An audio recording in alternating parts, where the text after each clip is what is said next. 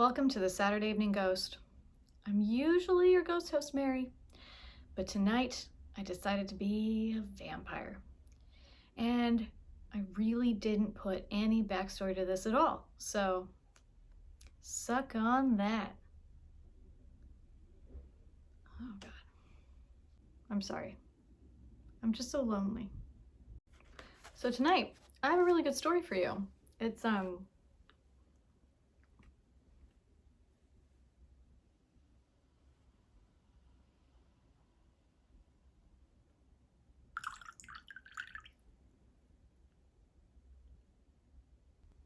Hey, could I borrow that? Thank you.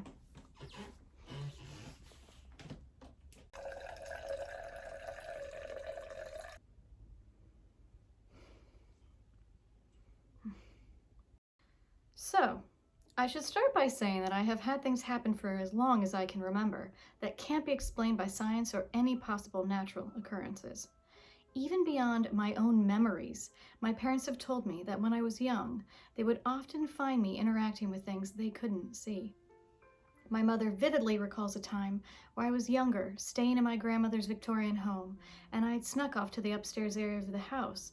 And when asked later what I had been doing up there, I responded, I was talking to the nice lady upstairs.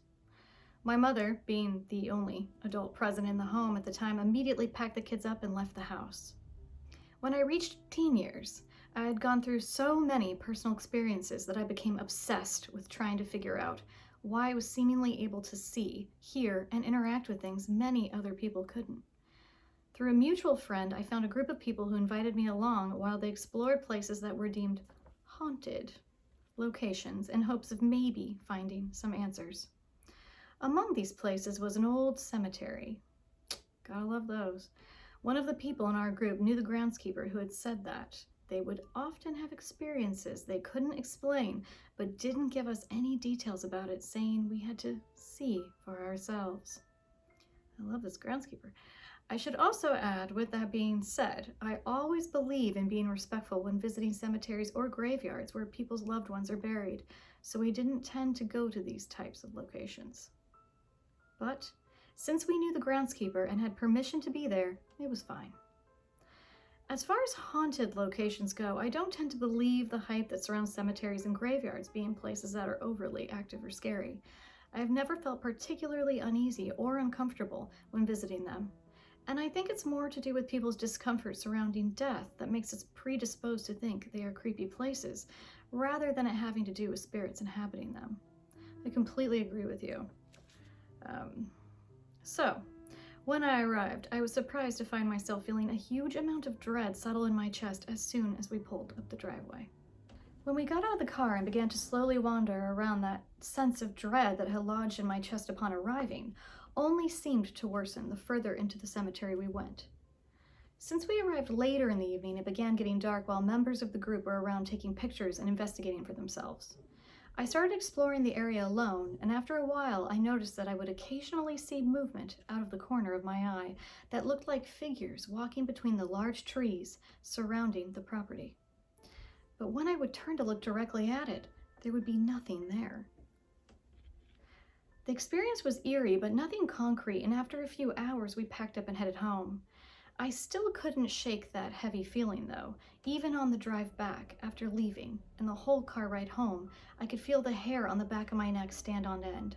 But just passing it off as me overthinking, I tried to ignore it. That night, however, I had the most vivid dream. That I was back at the same cemetery that I had visited earlier. I was walking along the fence that lined the entrance to the property. Looking ahead of me, I saw two small figures. A little girl and a little boy, dressed in older clothing. The girl had long blonde hair and was wearing a light color frilly dress. And the boy had near shoulder length darker hair with cropped pants and a long sleeve shirt. They were a ways ahead of me, walking hand in hand with their backs turned to me. They were just wandering along, seeming to not notice me being there. My dream self called out to get their attention, and as soon as I did, they disappeared. Looking around, I couldn't see them anywhere, but then in my ear I heard a little girl giggling, and when I turned, the girl was now behind me, facing away from me toward the entrance. but was now standing alone, the boy nowhere to be seen.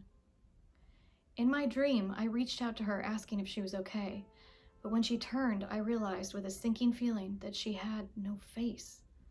Just flat, pale skin stretched across a featureless skull surrounded by blonde hair. The next day, I called one of the group members who had gone with me, and I told her that place had creeped me out, and that I had the worst nightmare when I had gotten home. Surprisingly, she told me she had also had a nightmare the night before. Although I trusted my friend, I am naturally skeptic of people when coincidences like this seem to happen. So when I dubiously asked her what she had dreamed about, she told me, well, it's random, but it was a couple of kids at the cemetery. I listened in shock as she described the same two children I had seen in my own nightmare. When I told her our dreams were so similar, she asked me if there was anything in particular that I thought was odd about the little girl. I knew immediately that it couldn't be a coincidence.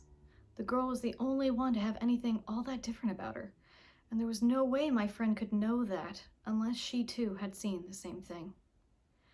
I told her what I had seen, and we were both shocked, but again, being skeptic of other people and also disbelieving the entire situation because it sounds so ludicrous. Why would there be a faceless child haunting a cemetery? It seems so far-fetched. So I decided to conduct my own experiment, separate from the group. I asked a different friend, who didn't know anyone from the group I had been with that night before, if they wanted to see an interesting cemetery later that night, but I didn't tell them anything about my experience or about the location. Even though I hated going back again, I talked myself into it, saying it had to just be my own imagination, and maybe this friend could prove it was just a weird coincidence that the group member and myself had seemingly had the same dream.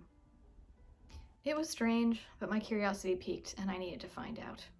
So even though I felt bad at the time for deceiving my friend and withholding information from her, we went.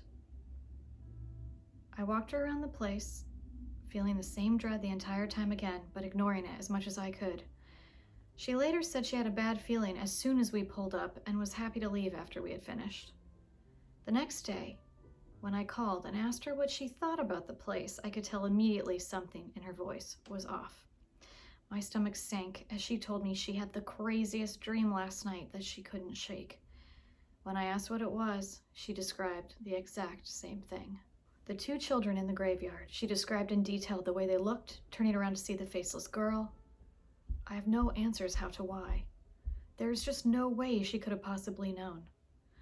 I found that for a few months following my visit, I would have dreams involving the children and would wake up creeped out beyond reason. Still, to this day, even with everything else I've experienced, that cemetery still scares the hell out of me, and I try not to think about it as much as I can.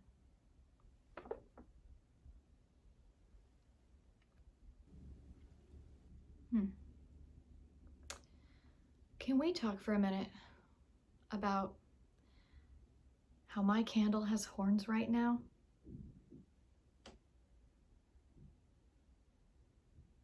So good story, really spooky. I especially love how you deceived your friend for the sake of experimentation. I used to count how many weeks we were in. I'm not really doing that anymore. Doesn't really matter. All that matters is you are staying safe. One of the horns broke off. Just take care of yourself. I like seeing you every week. I appreciate you coming and checking out my stories and subscribing to my YouTube. That's pretty amazing of you. And I will see you soon. Good night. Oh yeah, and happy hauntings.